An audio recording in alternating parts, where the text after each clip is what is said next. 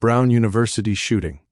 FBI posts $50,000 reward as manhunt intensifies. The Brown University shooting has entered a new, more urgent phase. Federal and local authorities are now offering a reward and pushing out clearer images of the person they believe carried out the attack. This matters right now for one blunt reason.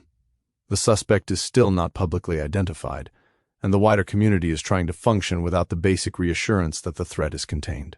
The central tension is simple, but hard. Investigators need the public's help to identify a masked figure. At the same time, the public is being asked not to spiral into rumor, vigilante, sleuthing, or panic that can muddy the case and harm innocent people. This piece explains what changed in the last few days, what is confirmed, what remains unclear, and what the reward-driven push says about where the investigation stands. The story turns on whether the new images and public tips can produce a fast, reliable identification. Key points. The FBI is offering up to $50,000 for information leading to the identification, arrest, and conviction of the person responsible for the Brown University shooting. Authorities have released additional images and video showing a masked person of interest near campus in the hours before the attack. 2 students were killed, and 9 others were injured. 1 person remained in critical condition in the days after the shooting, while others were described as stable or discharged. A person previously detained and described as a person of interest was later cleared and released, resetting public expectations about an imminent arrest. Brown moved quickly to suspend remaining classes and exams for the semester as the campus tried to shift from lockdown to recovery. The investigation is now heavily dependent on community video, timestamps, and small pieces of routine data that can place the suspect before and after the shooting. Bound. The Brown University shooting occurred on Saturday, December 13, 2025, in Providence, Rhode Island, during final exam season. The initial emergency alert prompted students and staff to shelter in place, locking doors and staying hidden, while police searched buildings and nearby streets. In the immediate aftermath, officials confirmed 2 deaths and multiple injuries, with several victims initially described as critically injured. Over the next day, the university and authorities provided a clearer picture of the medical status. Most of the injured were stable, with 1 person still in critical condition, and at least 1 person later discharged. The early investigation appeared to move quickly, including the detention of an individual described publicly as a person of interest. But within roughly a day, officials said that individual had been cleared and released. That reversal did 2 things at once. It corrected the record, and it also widened the emotional blast radius, because it signaled the case was not as close to resolution as many hoped. By Monday, the focus visibly shifted toward public assistance. Authorities released additional surveillance imagery and leaned on a standard tool in high-profile cases, a reward designed to generate high-quality tips, jog memories, and surface private video from doorbells, security cameras, and phones. Analysis of the Brown University shooting. Political and geopolitical dimensions. Even when a case is local, the political stakes are national. A campus shooting lands immediately in the U.S. debate over guns, policing, and public safety. But a reward and a federal seeking information push also signals something more practical. The investigation needs scale, specialist support, and rapid triage of incoming tips. There is also an international dimension, even if it is not the headline. Universities are global institutions. When violence hits a campus, it ripples through families and communities far beyond the United States, especially when victims, witnesses, or classmates have international ties. that can raise pressure on institutions to communicate clearly and avoid errors that travel fast online. For officials, the constraint is credibility. Every public update has to balance speed with accuracy. The earlier detention and release sequence illustrates why premature certainty can damage trust, invite false accusations, and create new victims in the form of wrongly targeted individuals. Economic and market impact. The most immediate economic impact is operational. When a university suspends classes and exams, the cost is not just emotional. It affects travel plans, campus staffing, security spending, and the logistics of supporting students who may need temporary housing, transport, or crisis services. Providence also feels it in small, concrete ways. College Hill is not a sealed-off campus bubble. It is a neighborhood with residents, shops, and routine foot traffic. A visible police presence, fear-driven staying indoors, and disrupted schedules can hit local businesses quickly, especially during a period when many rely on end-of-semester demand. There is a longer-term cost question, too, whether this event accelerates spending on surveillance coverage, controlled access, and emergency systems.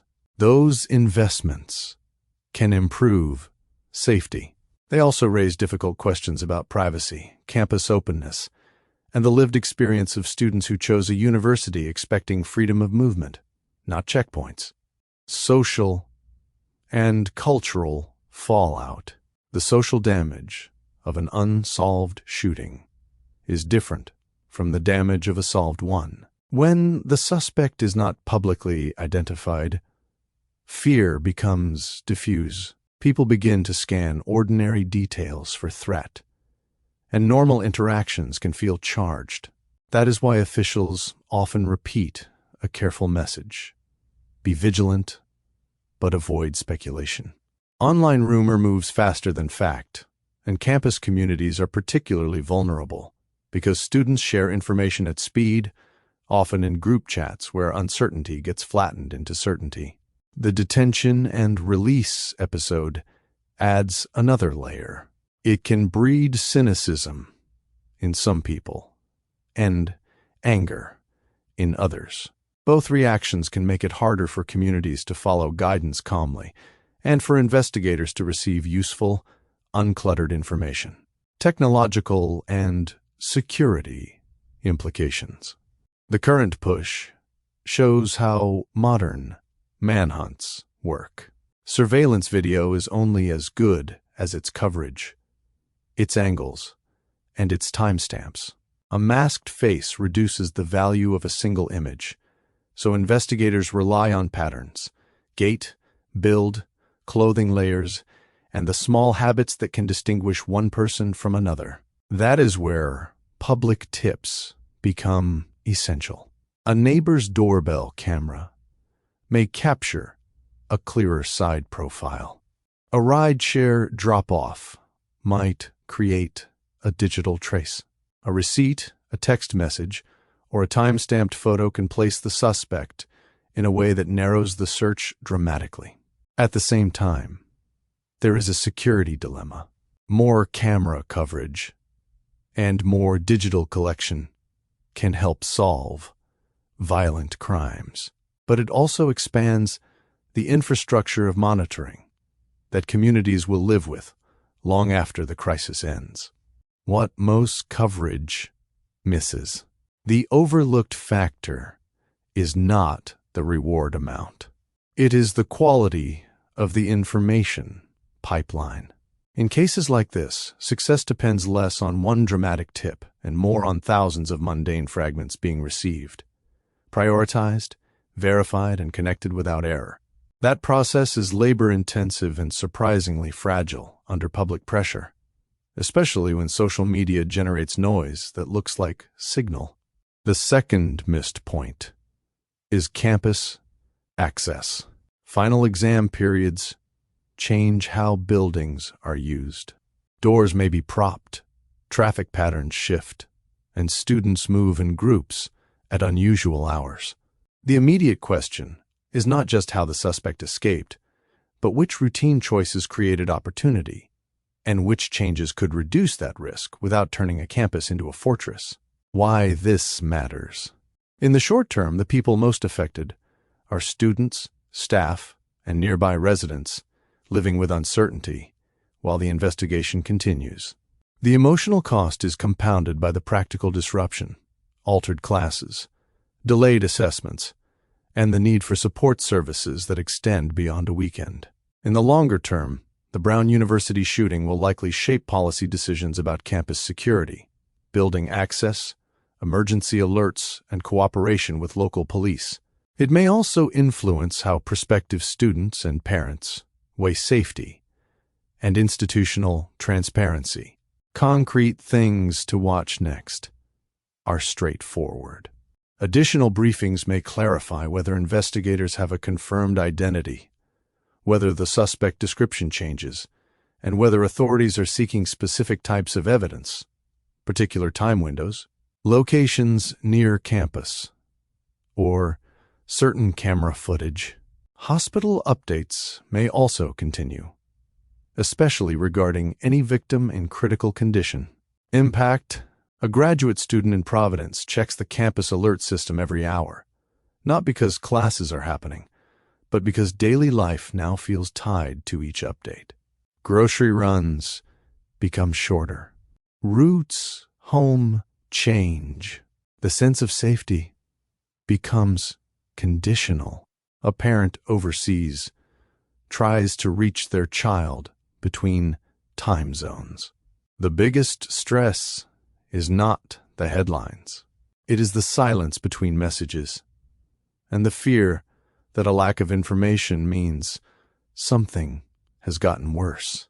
A small cafe owner near the university watches foot traffic drop sharply. Orders fall. Staff worry about late shifts. The owner also worries about saying the wrong thing to customers who are grieving or on edge. A security director at another university quietly reviews building access rules during finals.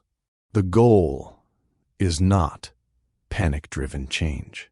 It is identifying the one or two realistic adjustments that could make an incident less likely or make response faster without reshaping campus life into something unrecognizable.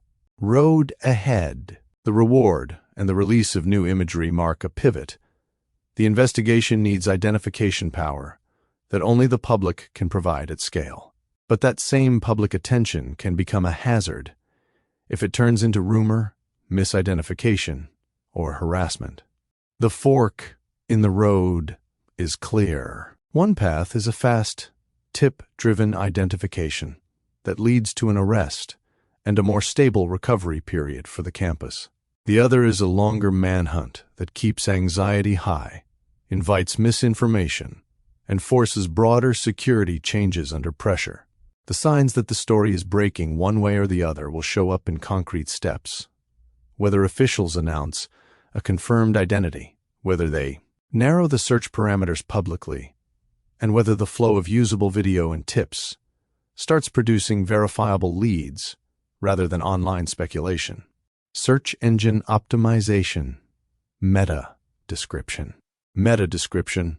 Brown University shooting manhunt escalates as the FBI offers a $50,000 reward and releases new images of a person of interest.